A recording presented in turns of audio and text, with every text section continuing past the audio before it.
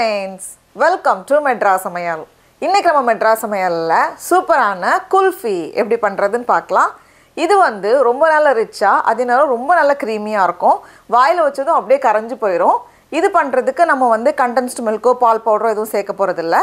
அதுக்கு பதிலா நம்ம வந்து நட்ஸ் சேர்த்து பண்ண போறோம். அப்போ வந்து இன்னும் அந்த கிரீமினஸ் வந்து நல்லா இருக்கும்.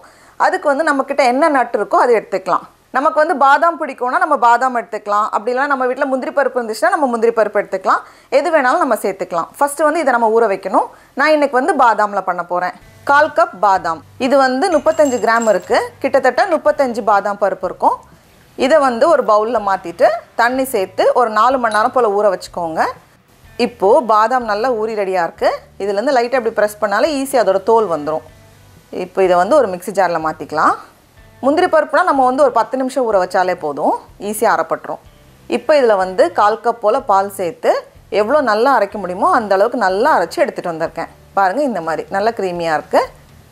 பாதாம் அரைச்சு ரெடி பண்ணி வச்சிருக்கோம். இப்போ அடுத்து நம்ம வந்து கேரமல் தயார் பண்ணனும். இது வந்து கலரும் நல்லா கொடுக்கும், அதேன டேஸ்டும் நல்லா இருக்கும்.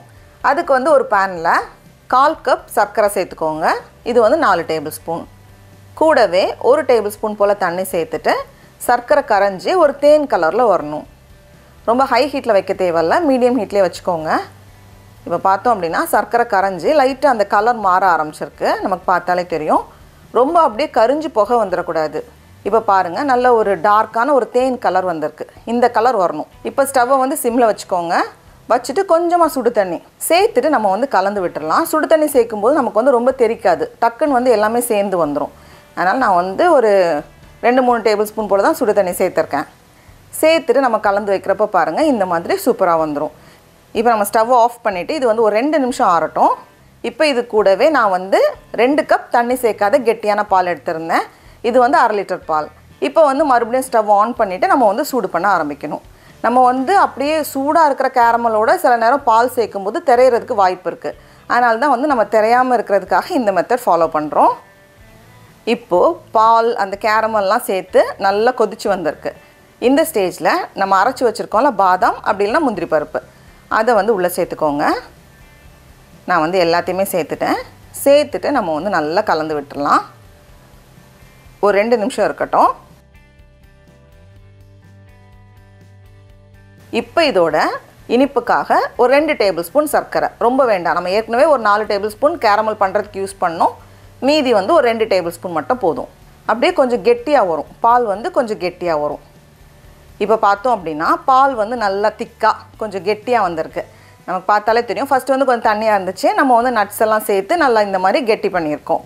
இப்போ இதோட வந்து வாசனைக்காக கொஞ்சம் ஏலக்காய் தூள் சேர்த்துட்டு நம்ம நல்லா கலந்துட்டு ஸ்டவ் ஆஃப் பண்ணிடலாம்.